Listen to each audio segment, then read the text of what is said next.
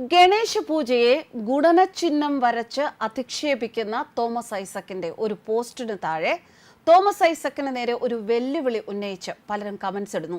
മറ്റേതെങ്കിലും മതാചാര ചിത്രത്തിൽ തൊടാൻ ധൈര്യമുണ്ടാകുമോ എന്നാണ് ചോദ്യം. ഇല്ല എന്ന് തന്നെയാണ് 100% ഉത്തരവും. പിന്നെ ഒന്നുകൂടി ഗുണനചിഹ്നം വരയ്ക്കാൻ പറ്റുമോ എന്ന് ആലോചിക്കേണ്ടി വരും. കാരണം ദിവ്യാംഗനാകാൻ വലിയ താമസമൊന്നും ഉണ്ടാകില്ല. ഇന്ത്യയുടെ ചീഫ് ജസ്റ്റിസ് ചന്ദ്രചൂഡ് മോദിക്കൊപ്പം ഗണപതി പൂജ നടത്തിയതാണ് തോമസ് ഐസക്കിനെ ചൊടിപ്പിച്ചത്. പക്ഷെ അപ്പോഴും ആ പോസ്റ്റിൽ ഐസക് പറഞ്ഞിരിക്കുന്ന ഒരു വാചകമുണ്ട് കേട്ടോ. വിജയിക്കാൻ ഏതറ്റം വരെ മോദി പോകും. മോദിയുടെ വിജയങ്ങൾ, തുടർ വിജയങ്ങൾ, അത് തന്നെയാണ് ഇവരുടെ എല്ലാം പ്രശ്നം. 2009 ജസ്റ്റിസ് KG ബാലകൃഷ്ണൻ പ്രധാനമന്ത്രി മൻമോഹൻ സിംഗിന്റെ വീട്ടിൽ ഇഫ്താർ വിരുന്നിന് പോയാൽ ആഹാ, പ്രധാനമന്ത്രി നരേന്ദ്രമോദി ജസ്റ്റിസ് ചന്ദ്രചൂഡിന്റെ വീട്ടിൽ ഗണേശ പൂജയ്ക്ക് പോയാലോ ഓഹോ. അന്ന് പൊട്ടാത്ത മതേതര കുത്തിത്തിരിപ്പ് ഇപ്പോൾ പൊട്ടിച്ചത് ഇഫ്താർ മതേതരവും ഗണേശ പൂജ വർഗീയവും ആയതുകൊണ്ടാണോ എന്നതാണ് മറ്റൊരു ചോദ്യം. മഹാരാഷ്ട്ര തെരഞ്ഞെടുപ്പ് ക്യാമ്പയിനിൽ ഇന്ത്യയുടെ ചീഫ് ജസ്റ്റിസ് ചന്ദ്രചൂഡ് മോദിക്കൊപ്പം പങ്കാളിയായാലോ?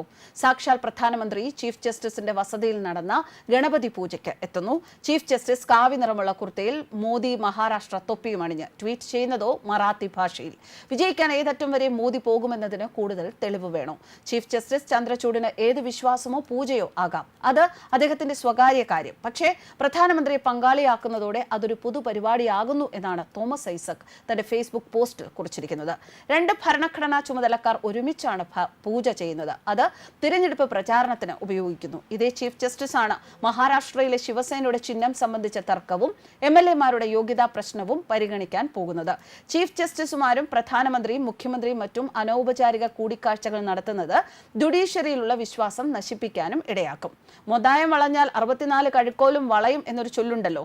30 മുൻ ഹൈക്കോടതി ജഡ്ജിമാർ വിശ്വ ഹിന്ദു പരിഷത്തിന്റെ യോഗത്തിൽ മന്ത്രിയോടൊപ്പം പങ്കെടുക്കുന്നു. RSSൽ പ്രവർത്തിക്കുന്നതിന് സർക്കാർ ജീവനക്കാർക്കുണ്ടായിരുന്ന 44 വർഷത്തെ നിരോധനം എടുത്തു കളയുന്നു. ജുഡീഷ്യൽ സ്ഥാനത്ത് നിന്നും റിട്ടയർ ചെയ്താലുടൻ BJPയിൽ അംഗത്വം എടുക്കുന്നവരുടെ എണ്ണം വർദ്ധിക്കുന്നു.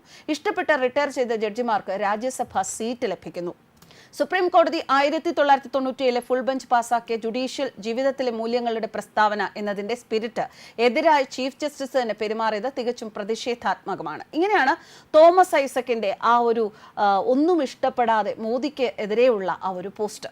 കേരളത്തിലെ ഇടതിനും വലതിനും കൊടും ക്രിമിനൽ അബ്ദുൾ നാസർ മദനിക്കൊപ്പം പൊതുവേദി പങ്കിടാം അല്ലേ? അയാളെ കർണാടക സർക്കാർ വെറുതെ വിട്ടയക്കണം. ഇപ്പോൾ കോൺഗ്രസ് കർണാടക ഭരിച്ചിട്ടും എന്തേ അങ്ങനെ ചെയ്യാത്തത്?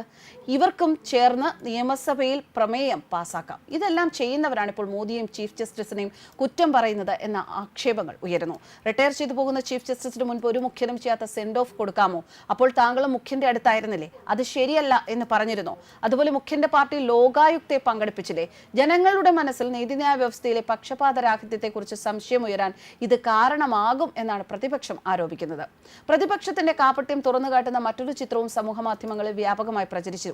2009 പ്രധാനമന്ത്രി മൻമോഹൻ സിംഗ് വീട്ടിൽ നടത്തിയ ഇഫ്താർ വിരുന്നിൽ അന്നത്തെ ചീഫ് ജസ്റ്റിസ് KG ബാലകൃഷ്ണൻ പങ്കെടുത്തപ്പോൾ എടുത്ത ചിത്രം. ഇതേ വിരുന്നിൽ LK അദ്വാനി, ലാലു പ്രസാദ് യാദവ്, സീതാറാം യെച്ചൂരി തുടങ്ങിയ രാഷ്ട്രീയ നേതാക്കളുമുണ്ട്. സൗദി, പാകിസ്ഥാൻ സ്ഥാനപതിമാരുണ്ട്. ഗണപതി പൂജയിൽ പ്രധാനമന്ത്രി പങ്കെടുത്ത നമ്മുടെ സംസ്കാരത്തിന്റെ ഭാഗമായി കണ്ടാൽ മതി എന്നായിരുന്നു BJP നൽകിയ മറുപടി. ചന്ദ്രചൂഡിന്റെ വസതിയിലെ പൂജ, ഗണപതി പൂജയിലാണ് പ്രധാനമന്ത്രി മോദിയും പങ്കെടുത്തത്. അതിന്റെ ചിത്രങ്ങൾ സമൂഹ മാധ്യമത്തിൽ വ്യാപകമായി പ്രചരിച്ചതോടെ വിവാദമാവുകയായിരുന്നു. പരമ്പരാഗത വസ്ത്രത്തിൽ പ്രധാനമന്ത്രിയെ കൈകൂപ്പി സ്വീകരിക്കുന്ന ചന്ദ്രചൂഡിന്റെയും അദ്ദേഹത്തിന്റെ ഭാര്യ കൽപ്പനാദാസിന്റെയും ചിത്രങ്ങളാണ് സമൂഹ മാധ്യമങ്ങളിൽ വ്യാപകമായി പ്രചരിക്കുന്നത്. ന്യൂസ് ഡെസ്ക് കർമ്മ.